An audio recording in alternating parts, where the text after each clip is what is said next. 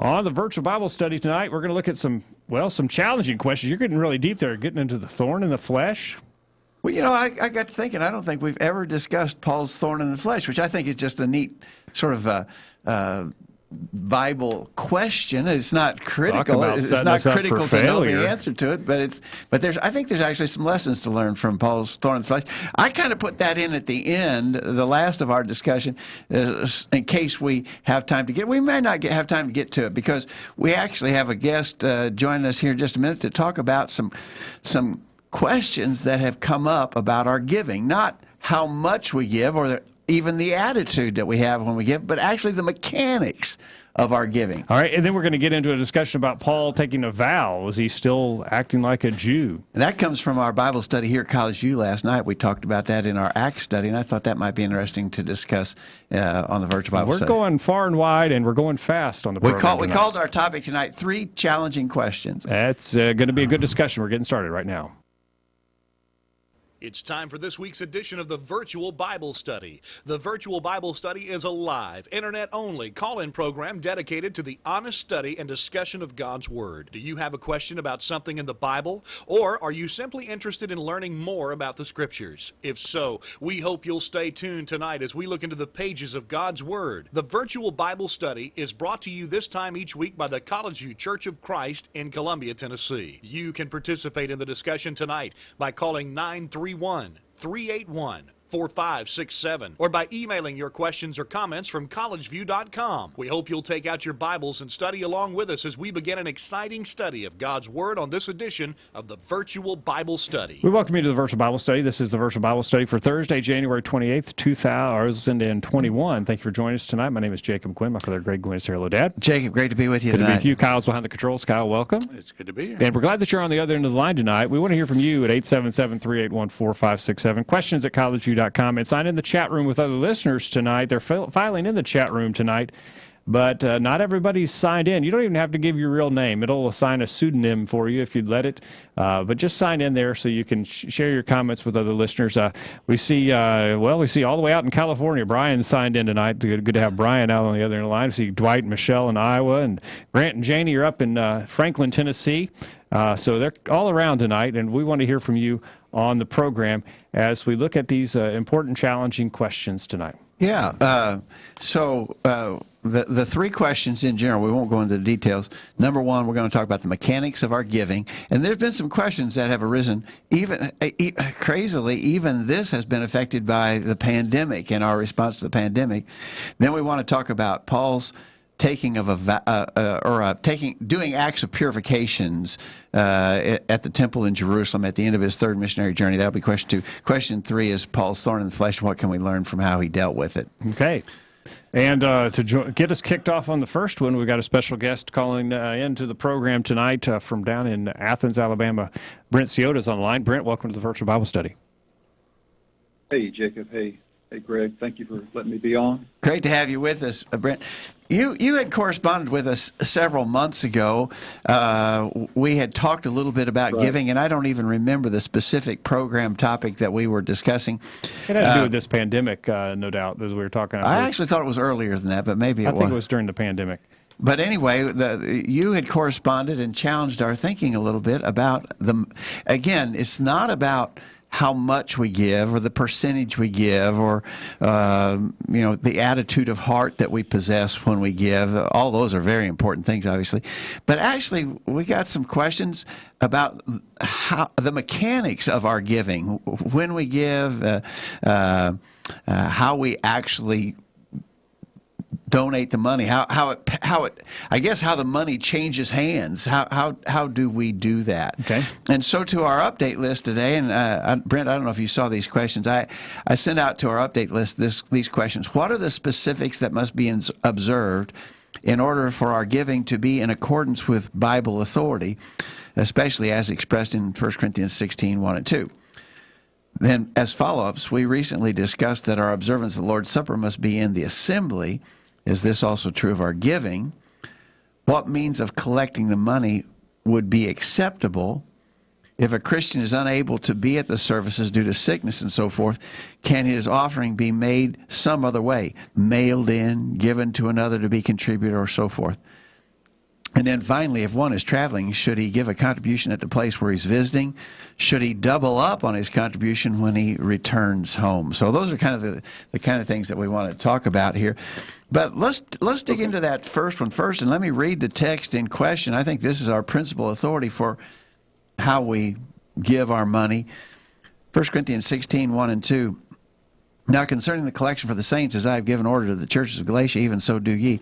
Upon the first day of the week, let every one of you lay by him in store as God hath prospered him, that there be no gatherings when I come.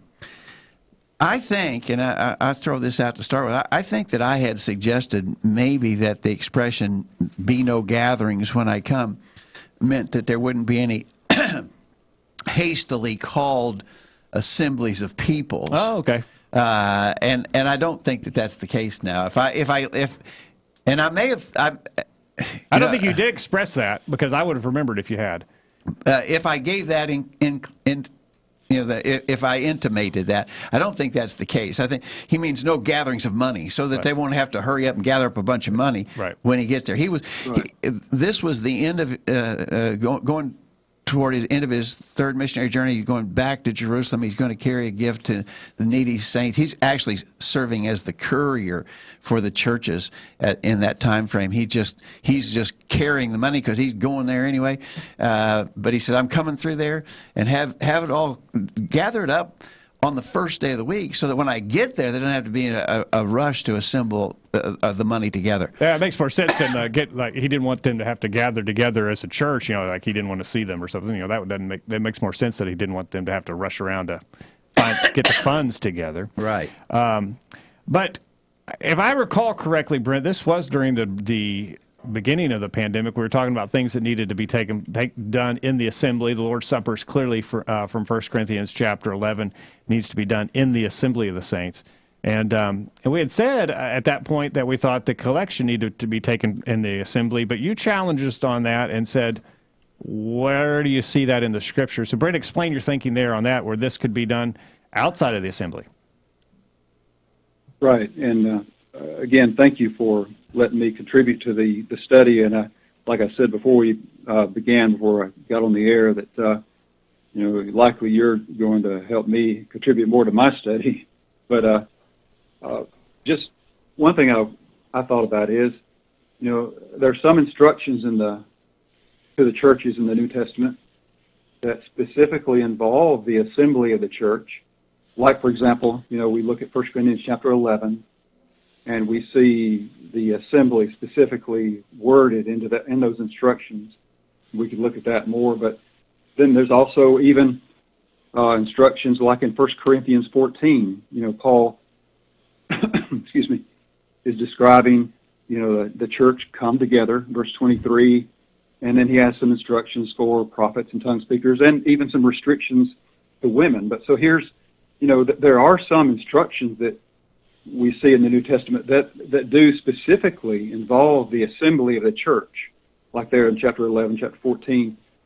But from the wording of chapter 16, 1 Corinthians 16, 1 and 2, I don't see the restriction to the assembly of the church as I do in the wording to those in those chapters, other chapters. I'm in agreement with you on that, Brent. That obviously, now we could talk about what we have always done. And of course, that's not proof of anything. We always did it this way, so and that is absolutely no proof that it is the way it should be done or the right way to do it necessarily. But we have always taken up the collection during the assembly time, which I think is absolutely okay. Yeah, and you could make an assumption. There may be a lot of different ways of judgment in the way that the church would carry out that collection on the first day. Right. Maybe in the assembly.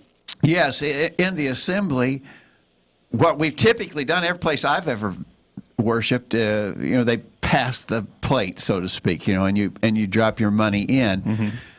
But we could all go up to the front. Everybody file out of their seat, go up to the front and drop it in, go back and take their seat. I mean, there's all kinds of ways that could be done, even within the assembly.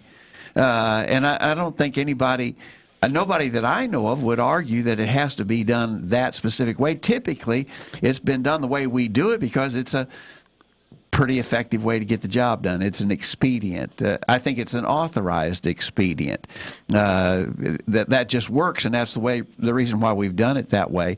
And again, I feel absolutely comfortable with that being scriptural. I don't know how anybody could argue that that is outside the bounds of Bible authority. Now, I guess we should state the obvious. It has to be done on the first day of the week, because that is specified. On the first day of the week, let every one of you lay by him in store. And we would make the argument that would preclude the other 6 days of the week. Since one day of the week is specified, we would not be at liberty to take up a collection of the saints on the other 6 days. Yeah, so we meet on Wednesday night for Bible study, but we don't have authority to do the same thing we do on the Lord's Day, but just do it on Wednesday night. We don't have authority for that. Right. So that Greg, and go ahead, Brent. And there was something you said earlier as you were asking the questions, I believe, like, someone might mail in a contribution, but the key, it looks like, would be that contribution went in to the collection on the first day of the week. That would be the key. I think that's right. You and I were talking yesterday on the phone, and here's a possible scenario that I think I would object to. So I mail in my contribution, and it just so happens that the guy here, that maybe we have a deacon who is in charge of the financial matters, and he goes to the mailbox and he sees my check there, and he just happens to be going directly by the bank on his way home, and so he just deposits it on Thursday. My check arrived in the mail on Thursday, and he just took it directly and deposited it at the bank on Thursday. What happened there is that the money actually changed hands on Thursday. And I think I'd have a problem with that. There's nothing about the first day of the week there. But on the other hand, as Brent and I were talking last night, if I gave you my check, Jacob, because I'm not going to be here Sunday, and you deposited it into the plate for me on Sunday, then my money actually came into the treasury of the church on Sunday. It came into the possession of the church treasury on Sunday, which is what the Scripture says I'm supposed to do. Do you agree with that, Brent? Right. That it would, yes. I mean, it would need to become a part of that treasury, be in that collection on the first day of the week. And other than that, I couldn't do that myself. Yeah. I would have to know that it was going to go into the collection on the first day. Yes. Let's listen to our listeners here, Brent. Dwight's out in Iowa. He says, we read that Paul instructed the saints here to lay by and store on the first day of the week. They were to also do this as they had been prospered. The collection was for the saints back at this time.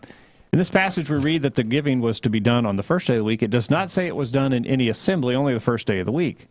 It also says in 2 Corinthians 9, verse 7, according to every man according as he has purposed in his heart, let him give. So Dwight says, he can't read that this is limited to an assembly there in 1 Corinthians 17. And then, or 16, sorry.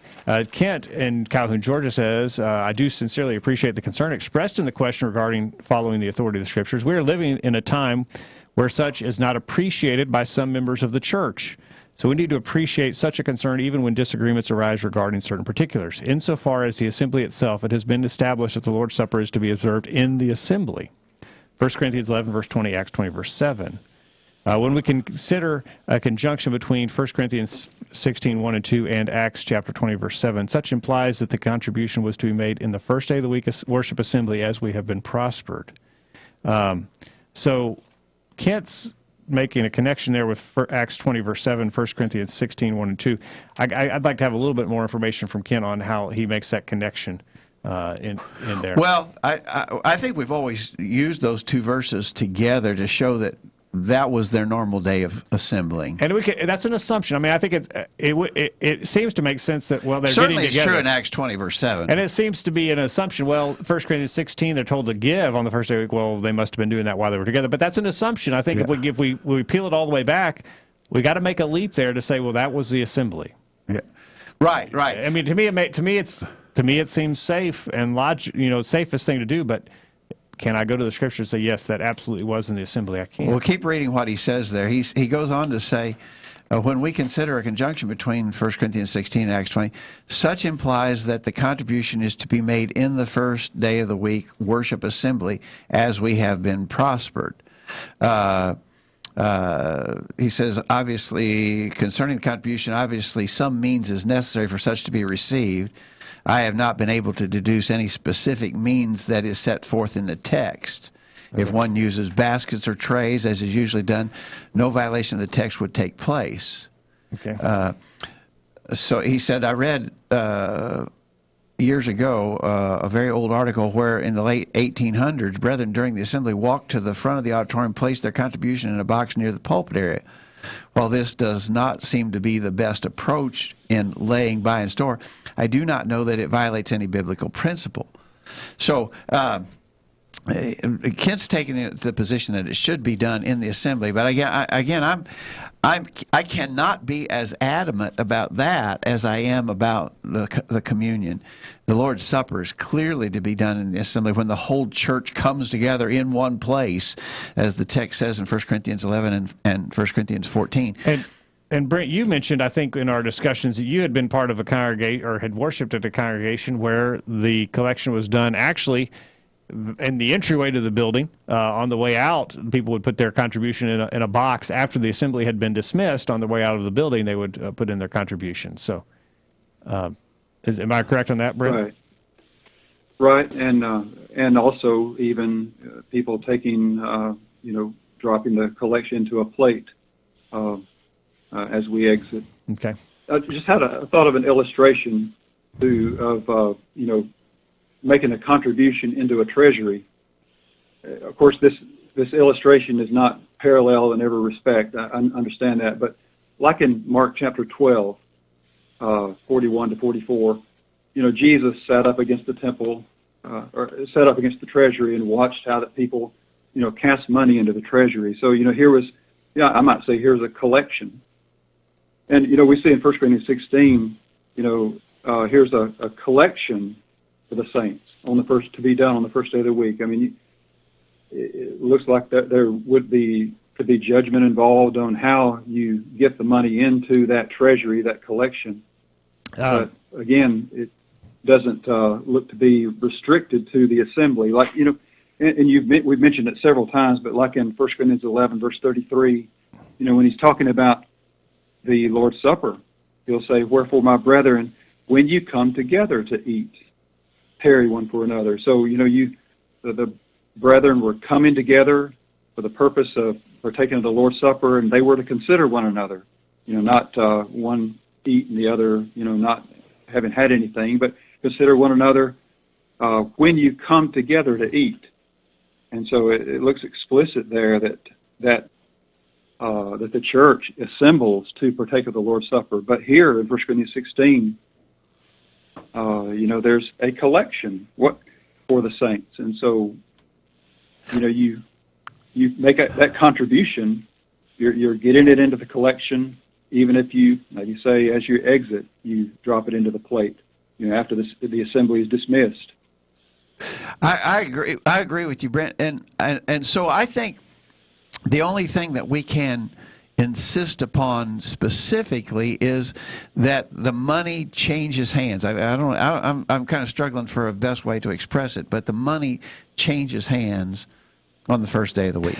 We got a couple comments in the chat room, and then we'll get to a break. Brian in California and Rick both reference Acts 2, verse 42. Here's what Brian says. Acts 2:42 states, "And they continued steadfastly in the apostles' teaching and fellowship and in the breaking of bread and the prayers." I've heard fellowship is used numerous times in the Greek to constitute giving. Is it safe to assume the taking up of the collection can be traced all the way back to the beginnings of the church in Acts 2? And then. Well, in answer to that, I think likely yes, but you also have to factor into that when there was a great need among the early disciples. in Acts chapter 4, verse 34, neither was there any among them that lacked, for as many as were possessors of lands or houses sold them, and brought the prices of the things that were sold, and laid them down at the apostles' feet, and distribution was made to every man according as he had need. Now, that doesn't say what day that was done on, so you'd be taking a leap to say, well, they were doing that every day of the week. And maybe they were doing that on the first day of the week. I don't know. It doesn't say.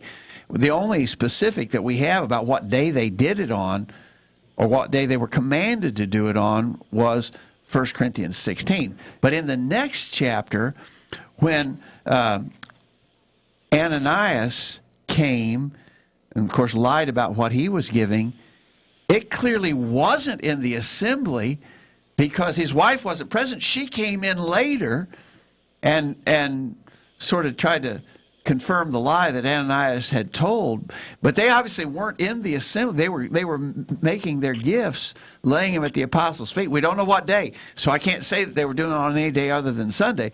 But I think you can say from that it was not an act that was being done in the assembly.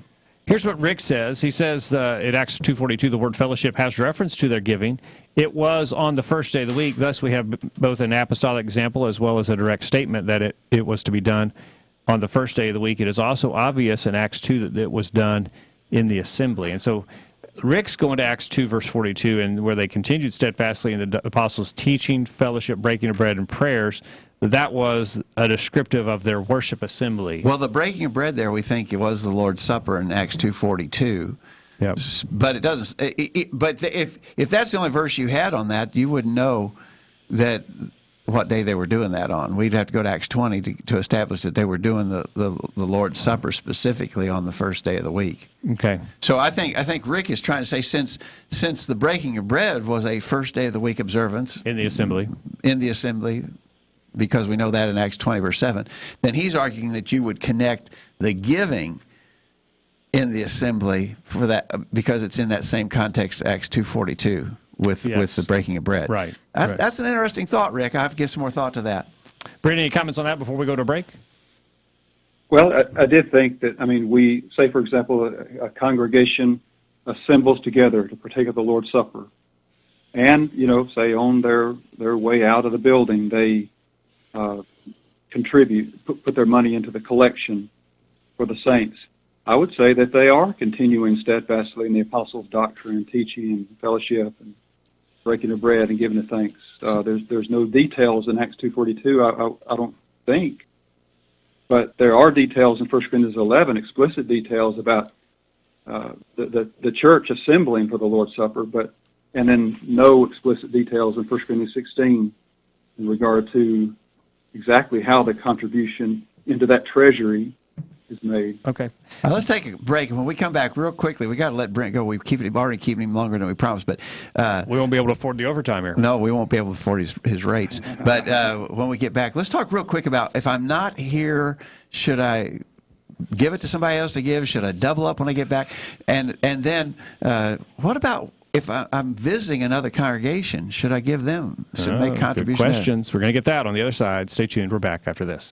Did you hear what they just said? Call in during this break and let everyone know what you think. The virtual Bible study continues after this announcement.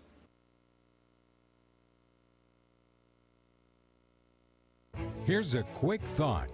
See that no one repays anyone evil for evil, but always seek to do good to one another and to everyone. 1 Thessalonians 5, verse 15.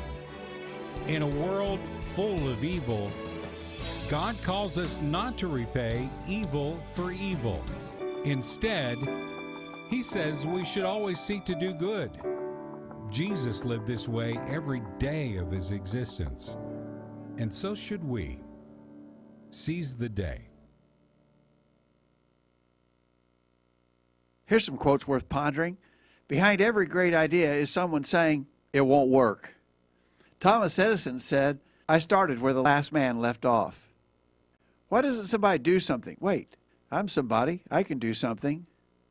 Be content with what you have, but not with what you are. Man, wish I'd said that. For he hath said, I will never leave thee, nor forsake thee, so that we may boldly say, the Lord is my helper, and I will not fear what man shall do unto me. Hebrews 13, verses 5 and 6. The virtual Bible study continues. We're back on the virtual Bible study tonight. We're talking with Brent Ciota down in Athens, Alabama, on giving and specifics about, well, how it's to be done and the setting of that. Brent, thanks again for joining us. You had some other questions you had posed to our listeners today.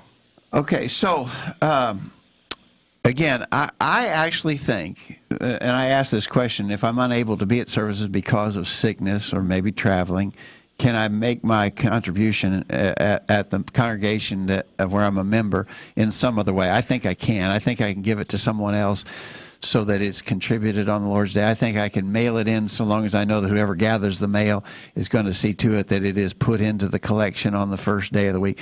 To me, the first day of the week is the key. It needs to be on the first day of the week. Brent, your thoughts on that? Well, looking at verse 2, thinking about verse 2, let every one of you lay by him in store as God has prospered him. So I'm making a determination according to how God has prospered me on what I'm going to give.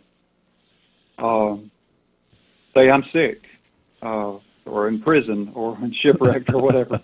We hope you're in prison for me. We hope you're in prison for Christ's sake, not for other reasons. Right. There'd be some things I could not do. I could not assemble to partake of the Lord's Supper. I could not contribute into that treasury, that central collection, you might say. But each that first day that I'm say I'm shipwrecked, I'm marooned on an island. I'm planning to give according to what I've been prospered. If at some point I've got to get that money into that I've got to actually make that contribution. I've got to contribute into that collection. The next time that it rolled around, the next Sunday that I was available to assemble or whatever, or be there, get that money to the collection, I'd do it. So I wouldn't skip that Sunday because I was marooned.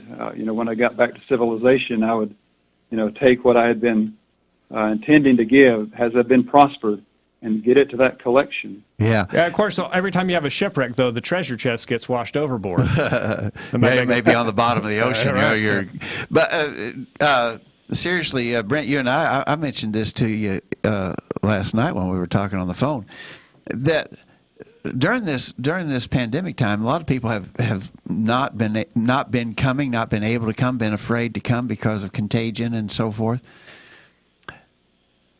So maybe somebody misses 10 weeks of assemblies. We've had people miss 10 weeks of assemblies and longer. Are we to expect that if and when they are able to return to the assemblies, we're going to see a big bump in the contribution numbers because they're going to give it all? I don't know. I hope they would, but I really fear that there's some Christians who say, "Hey, if I wasn't able to go this past Sunday because I was sick, well, I don't have to pay that. I don't have to pay. I wasn't there." It maybe is almost the way they look at it, which I think is absolutely wrong. I think what Brent just said is right, and so. The last part of that question is, if I'm traveling and I'm not there, and I didn't really think or make arrangements to give you my contribution ahead of time or mail it in ahead of time. It seems to me like it'd be reasonable that when I got back that I'm going to double up on that the first Sunday, the next Sunday when I'm there, that I'm not going to skip. I've been prospered.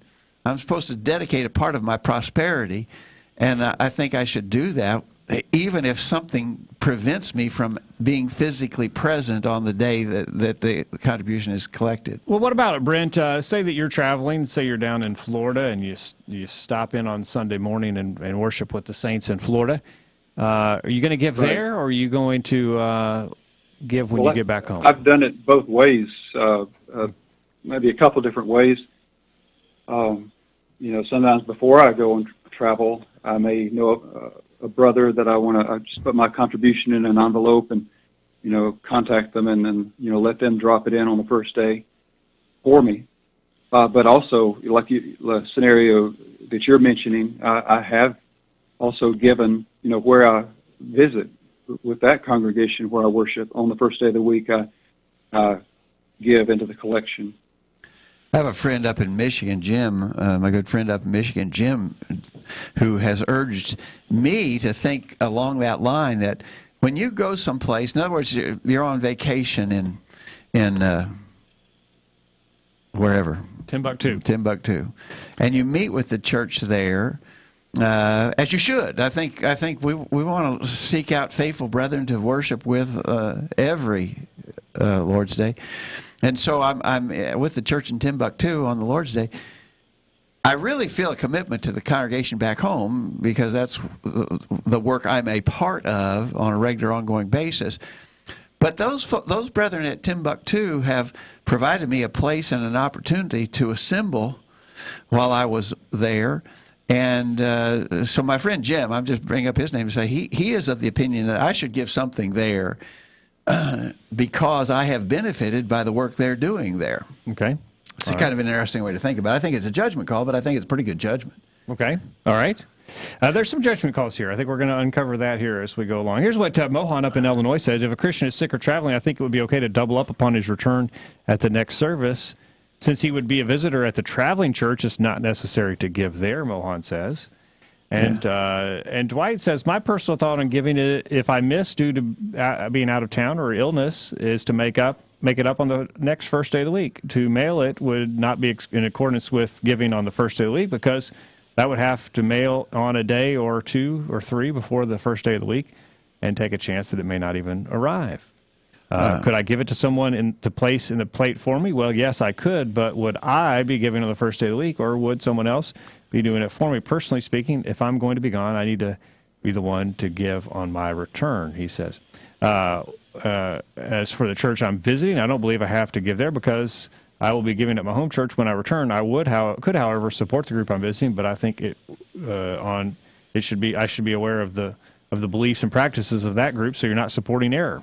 Interesting thought. That is a good one. That is good. But Hey, I would yes, go ahead, Brent. No, I was just thinking of an illustration on something, and I mentioned. I was just thinking about an illustration, Jacob, on something that was said in that comment. In Matthew 17, the latter part of that chapter, Peter was asked, "Does your master pay tribute?" Yeah. And Peter said, "Yes." And but then the bottom line of it was, Jesus told Peter to go to the fish, take the coin out of the fish's mouth, and give it, for him and for Peter. Yeah. So, I mean, when Peter gave that coin, that tax, Jesus was paying it. I mean, he didn't have to. He was trying to say to Peter earlier, but, I mean, he paid it, even though Peter gave it. Yeah, so, I think that's a good. I think that's a good illustration. Can be an agent for us. Yes, that's the good word. Someone can be your agent. In other words, if I had a gift tonight to give to Jacob's wife, I give it to him and say, "Give this to Nikki for me." Well, when she receives the gift, it's still from me. Just because you happen to be the agent that passed it through, right, it's still a gift from me. And that's, in my mind, would be the same thing about the contribution. That's right. Here's what Kent said. If one is unable to be present at the given first day of the week assembly, if a Christian sends their contribution by another Christian who will, during the worship assembly, place the contribution in the contribution basket or tray on behalf of the giver, I know of no biblical principle being violated.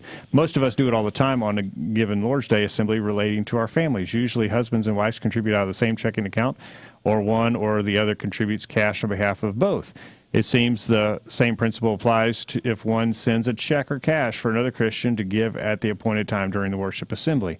The contribution is made from the accumulated funds of the one providing the contribution, not the one being used as a delivery system. The contribution is not coming out of accumulated funds by the one giving assistance to the one who is absent. If this presents a conscience problem for some, then they can double their contribution when they return to the assembly the next Lord's Day, Romans 14:22 and 23. It is certainly wrong to put another Christian in a situation that violates their conscience. Well, I would agree with that conscience matter for sure. But, I don't think anybody. So the pew that we're sitting in is kind of long, and I'm at the far end of it, and the guy with the passing the plate is at the other end of it. And so I hand it down the row, maybe it passes 2 people's hands before it finally drops in the plate at the end of the pew. That's still me. That's still me. I mean, just because it passed through some other hands before it got there. So, again, I don't have a problem with it passing through somebody else's hand as long as it ultimately arrives in the church treasury from me on the first day of the week. Hey, and Dwight and Michelle out in Iowa appreciated your example there, Brent, about Jesus and the temple tax, and that's helpful to them, so thanks for that. We got to let Brent go. We've kept him too long. We have. It's an interesting, actually, it's a more involved question, Brent, than I think that we probably have given credit to it in the past. And Greg, I would personally like to hear more discussion on verse 2. Maybe someone break it down piece by piece and talk about it. One thing I did, if I may, just make another comment. Sure. One thing I was thinking about in relation to verse 2 is, the verse cannot be self-contradictory. When maybe someone says, "Oh, I'm just going to simply lay by in store and keep it at the house," but then you're thinking, well, Paul was coming. He's going to have to take that collection, and then he says that there be no gatherings when I come. Well, you can't do something that would be contradictory to the verse itself, and you can't take an understanding of verse 2 that would be contradictory to verse 1, and maybe do it in some way that would not really be considered to the church itself having a collection. So I guess as we think about verses 1 and 2, it all has to work together. I agree.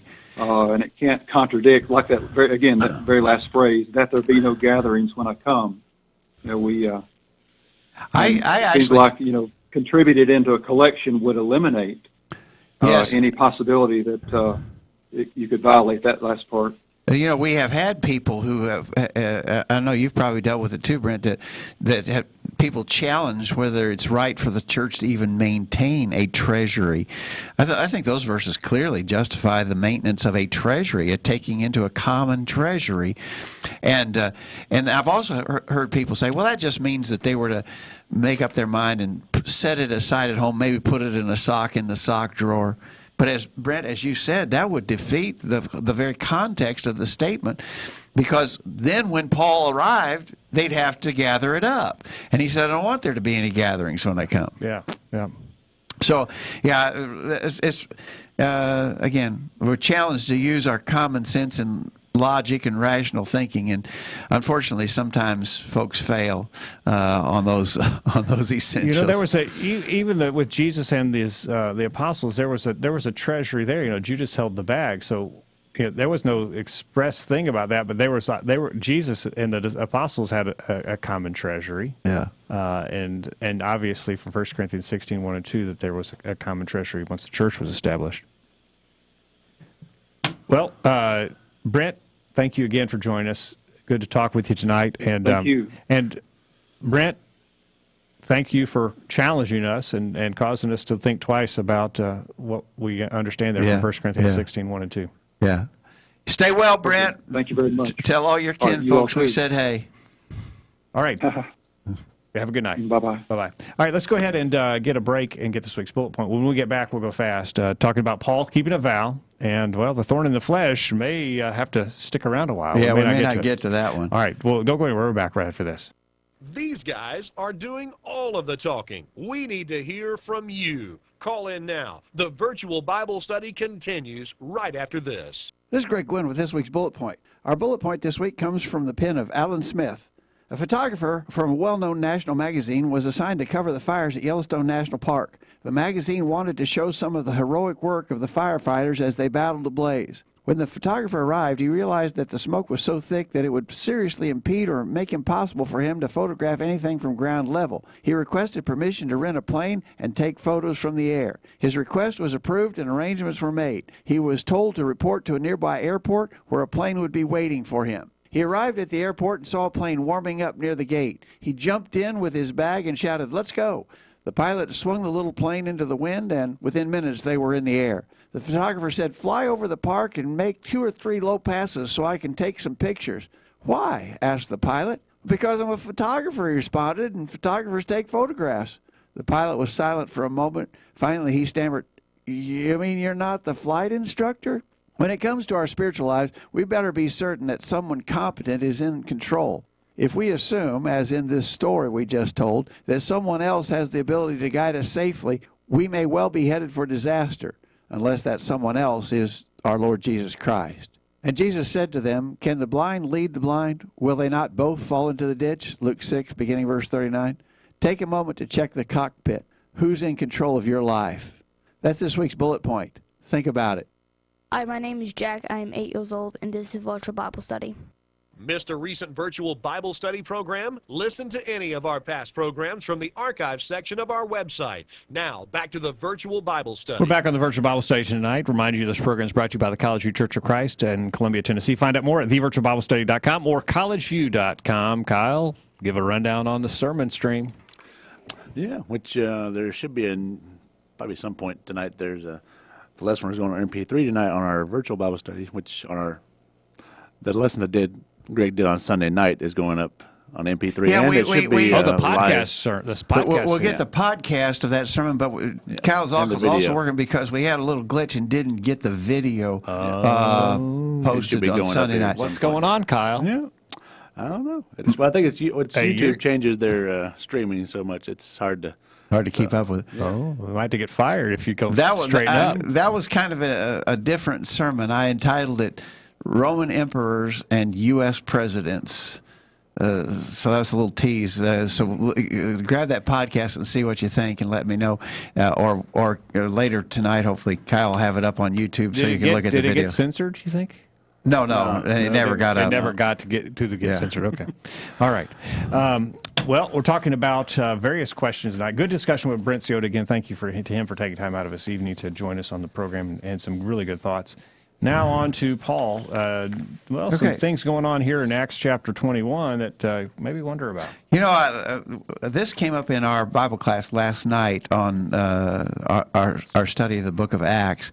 And I just think it's a really interesting and really, in my opinion, the most challenging thing to explain in the whole book of Acts. I pointed out to our class, Acts is not a hard book to understand. It's probably one of the easier books in the New Testament, maybe the easiest book in the New Testament to understand.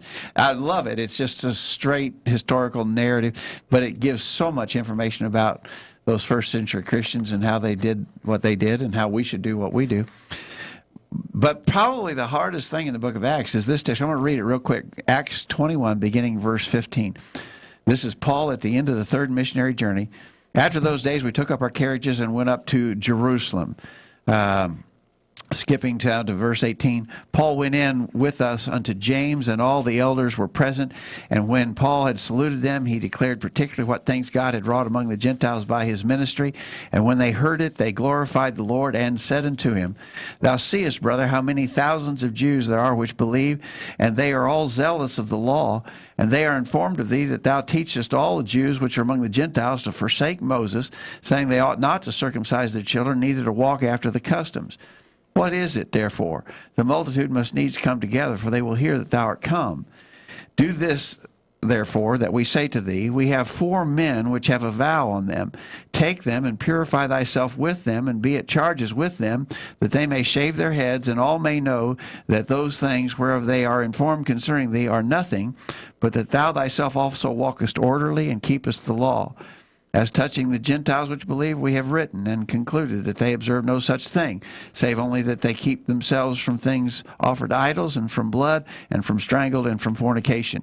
Then Paul took the men, and the next day, purifying himself with them, entered into the temple to signify the accomplishment of the days of purification, until that an offering should have been offered for every one of them. So, here's the question that we have. Paul obviously engaged in certain rites of purification according to the law of Moses. But we understand that the law of Moses had been ended at that point in time by 30 years at least. And so how do we explain Paul doing that? And if you search around and look for different explanations that are offered, some people say that maybe Paul just didn't know better. Maybe at that point he didn't know better, and I can't abide that explanation because Paul had taught on that subject. They'd been very adamant about it. They've been adamant about it, and some of his epistles, not all of his epistles, but some of his epistles were written before this point in time. And in those epistles, like Galatians, he clearly says we're not under the law. Fallen from grace. We. He didn't say you Gentiles are under the law. He said we are no longer under the law. Galatians 3:24 and 25. So he knew that the law of Moses was abolished. So he couldn't say Paul acted in ignorance. Some people say that he acted in weakness, that he sinned, that he was overwhelmed by the pressure of the Jewish presence. He compromised in Jerusalem, and he compromised on the matter, and that he shouldn't have done it, and he did it, and it was a sin for him to do it. I have a problem with that. Now, as I expressed in our class last night, my problem is not to say that apostles were above sin. We know they were not. Peter sinned in Galatians 2. In similar fashion. Yeah. I mean, if this was right there, Peter fell victim to the pressure of the Jews and sinned, and Paul confronted him. So here's the point in Galatians 2. When Peter, an apostle, sinned, his sin is exposed and rebuked. If Paul on this occasion sinned, it is not exposed that he sinned, and he's not rebuked for the sin that he committed. And furthermore, it wouldn't only be Paul who committed the sin, it would be James, the brother of our Lord, and the other elders in Jerusalem who actually told him to do it. So you got a whole bunch of them committing sin. I can't go there. If we have an apostle sinning and his sin is not exposed and rebuked, then that calls into the question the whole category of Bible authority that we refer to as apostolic example. How do we know which apostolic examples are good and which ones are not? Who gets to decide? Yeah. So you're really opening a can of worms if you say that Paul sinned there. I think the best explanation is that Paul was engaging in that activity as an act of Jewish national custom. Paul was a Jew. He was ethnically a Jew. He never distanced himself from that Jewish identity. He embraced it. He was not ashamed of the fact that he was a Jew, raised as a Jew. When he went into every city on his missionary journeys, almost every city, the first place he went to was the Jewish synagogue. Obviously, he went there to tell them about Jesus, but he associated with the Jews in the synagogue. He had a great love for his brother. Romans talks about Romans 10. His heart's desire is that his Jewish brethren might be saved. And so Paul never distanced himself from his Jewish identity. And I think the best explanation is that he was engaging in these activities as a matter of custom. In fact, the elders, when they had encouraged him to do so, show that you still live by the customs, they said in verse 21 of chapter 21, that you do not that thou teachest all the Jews which are among the Gentiles that they ought not to circumcise their children, neither to walk after the customs. Show that you're not teaching that, they said. So, but they even used the word customs, that you're not teaching them to forsake the customs. And so I think what he was doing there was a matter of Jewish national tradition, custom. Now the question is, it was engaged, it was a religious act. It was engaged as a religious act.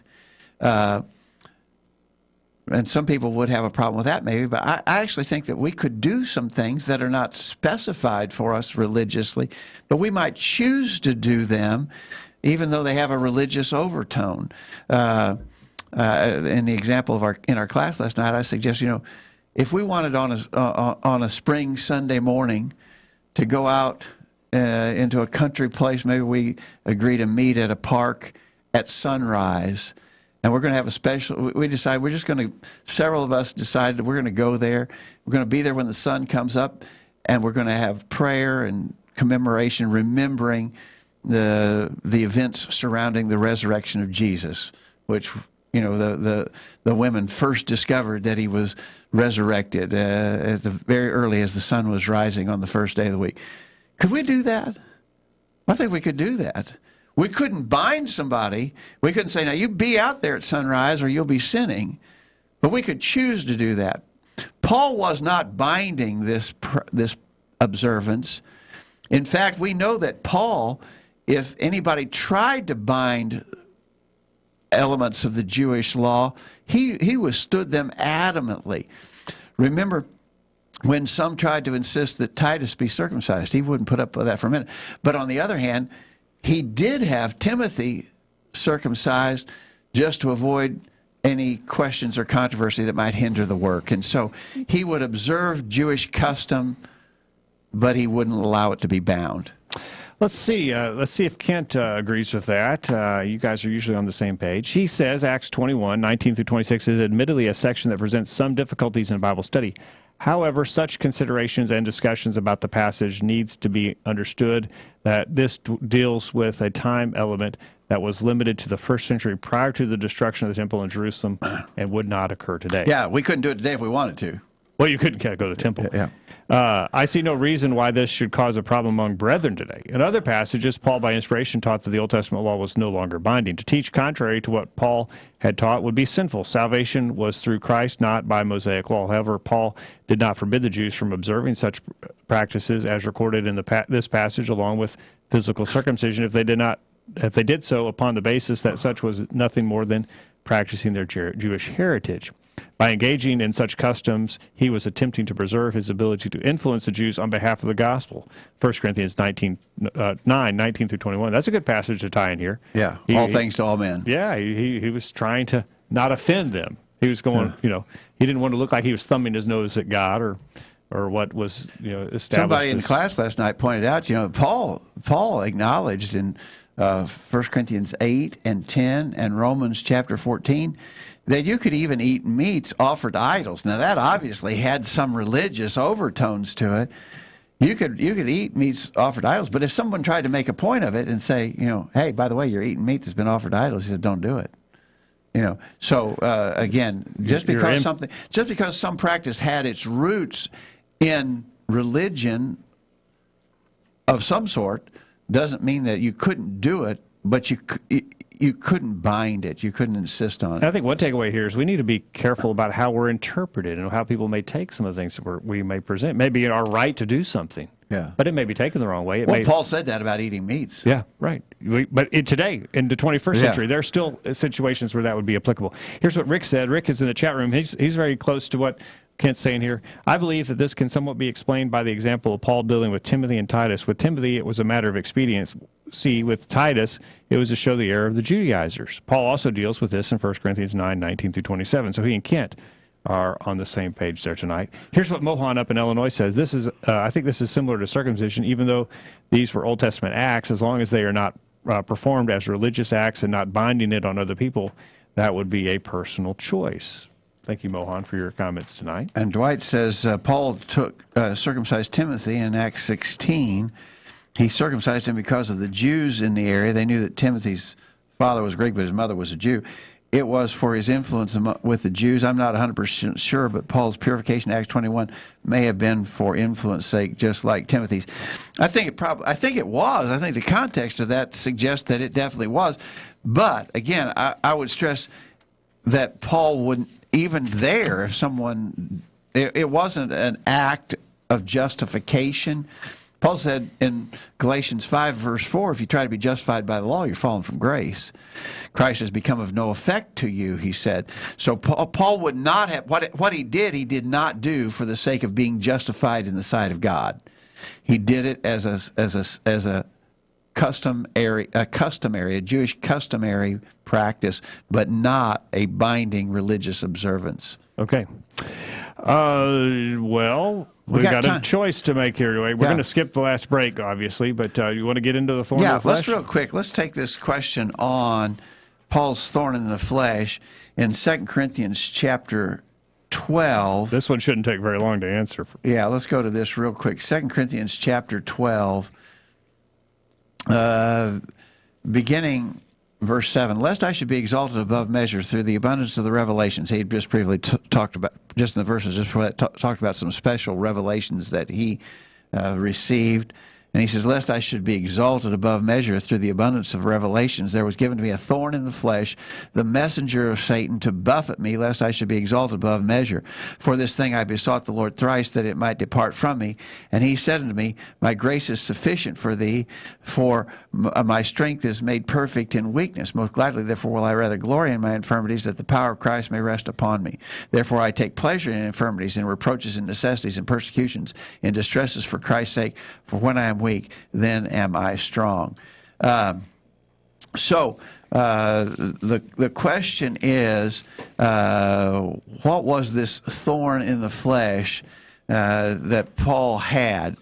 And the answer to it is... Okay, here we go. Drum roll. We don't know. We know some things. That it was painful, it was chronic, and it was beyond his personal power to make it better. Yep. He couldn't make it better. Now, you can read commentators, and this has been speculated on ever since the first century. It's been speculated on as to what was the thorn in the flesh. And I've got a list of some commentators who said eye trouble. And I think a lot of people think maybe it was eye trouble. That'd have to be the one I'd vote for if I had to vote. Some people say stomach trouble. Others, I've heard headaches. Some say it was a character flaw, like a temper that was difficult to control. Others say it was the memory of the persecutions he caused before he was a Christian. Others say it was some particular people or persons who made trouble for him. They were a thorn. Well, we might say they're a thorn in my sides. Maybe. Okay. Some say it was constant rejection by his Jewish brethren.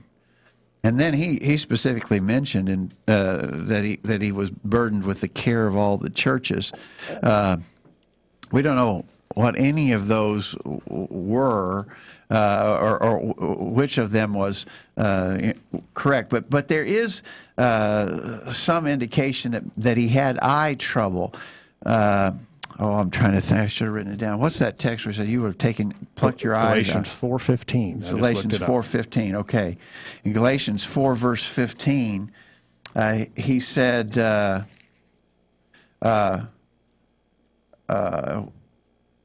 bear you record that if it had been possible, you would have plucked out your own eyes and have given them to me. And then in that same epistle, in chapter 6, verse 11, he said, ye see how large a letter I've written unto you with mine own hand. And some people put both of those statements together to suggest that he had very bad eyesight. And there may have even been deformity. There was apparently something to do with Paul's appearance that was not all that attractive. Yeah. That could have been repulsive even. Yeah. So maybe there's something, maybe these eyes had maybe some kind of infection or something. Or maybe, sometimes, they weren't tracking like they should. They weren't tracking. You couldn't look at him. Maybe he was cross-eyed or something. I don't know. But people have speculated about all those kind of things, and there's just no answer. It's not answerable. Let's see what our emailer said, and then I want to draw some lessons from how he dealt with it. I think are pretty valuable. Here's Kent. So this is interesting. I'm not sure exactly what constituted Paul's thorn in the flesh. It's found in 2 Corinthians 12:7. It is my personal opinion that this thorn in the flesh could possibly be the false teachers of 2 Corinthians 11:18 through 28. We encounter individuals today that become a pain in the neck, perhaps or a thorn in the side. Perhaps these troublers of Paul could have been his thorn in the flesh. Yeah, I think that's right. Kent. And then Dwight says concerning Paul's thorn in the flesh, read in Galatians 6:11, see with what large letters I am writing to you with my own hand. Folks have used this passage thinking Paul had poor eyesight and believed that this was his thorn in the flesh. It very well could have been, but we have no concrete evidence of this in the Scriptures. Although on the way to Damascus, the bright light shone down on him, and he was blinded, yet he received his sight back when Ananias said to him for him to receive his sight. We don't know how well his sight was received after, or how well his sight was after receiving it back, or how well it was before he lost it. So Paul asked for his thorn in the flesh to be removed from him 3 times, yet the Lord told him that his grace was sufficient enough. Paul then was content with this thorn in the flesh because he realized that by being weak in this area, he was stronger for Christ's sake, verse 9 and 10. Yeah, and those are the points. Those are exactly the points what Dwight just mentioned that I was going to point out. How did he handle his thorn in the flesh that he couldn't get rid of? Well, he didn't blame God. He called it a messenger of Satan. He didn't blame God for it. He prayed about it. He said he prayed 3 times, but I don't think it meant he prayed 3 short prayers on a given day. I think probably he engaged in and intense prayer in 3 different cycles. But he prayed. He prayed about it. He accepted the fact that he would have to live with it.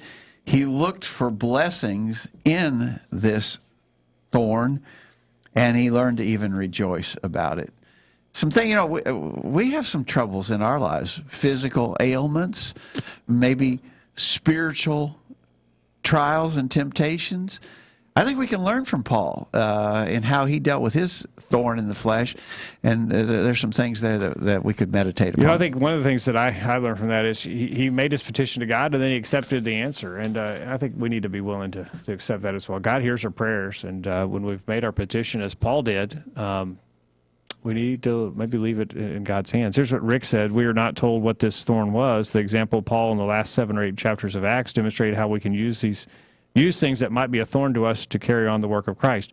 What he could not do openly, he did as a house prisoner, even in the center of persecution, Rome. Yeah. Thank you for that, Dwight. Appreciate your comments in the chat room that tonight, was Dwight. Rick, yeah. Oh, sorry, Rick. Sorry, that was Rick. Yeah, Rick. Well, Rick, Dwight, Michelle, Brian, all contributed tonight. We appreciate those. Kyle, what do you think? What was the thorn in the flesh? Was it a splinter, maybe? I don't think we actually need to know what it was. I think it's we just need to make sure that his reaction to it. I think. Good point. Yes. Yeah, maybe if we needed to know, we would know exactly. That's right. But and maybe in God's wisdom, we don't because I saw eye problems. I got because we all have our own possible thorn in the flesh. That's right. Yeah. So just a generic thorn in the flesh. Maybe it's God's wisdom, and letting that be unknown. Nice observation. Good observation. Yeah. Hey, Kyle, thanks for helping us get it out tonight. Dad, thanks for a good discussion. Thanks, Jacob. Thanks again to Brent Ciota and his appreciate contributions his to the study tonight. Yeah. And thank you for joining us. Hope you benefited from our study and discussion of God's Word. Hope you make plans to be back this time next week for another edition of the Virtual Bible Study. In the meantime, we encourage you to put God first in your life, study His inspired Word of the Bible, and live by it every day. You'll never regret it. Thanks for listening to the Virtual Bible Study, brought to you by the College View Church of Christ. The College View Church of Christ meets at 1618 Hampshire Pike in Columbia, Tennessee. If you are in the Columbia, Tennessee area, we encourage you to worship with the College View Church of Christ on Sunday mornings at 9:30 and on Sunday evenings at 6 o'clock. The College View Church of Christ also welcomes you to attend their Wednesday night Bible studies at 7 o'clock. If you have any questions about something that was said on tonight's broadcast or would like more information about the College View Church of Christ, please call 931-381-4567. That number again, 931-381-4567. Or for more information on the internet, visit collegeview.com. Be sure to tune into the Virtual Bible Study this time next Thursday for another informative study of God's Word.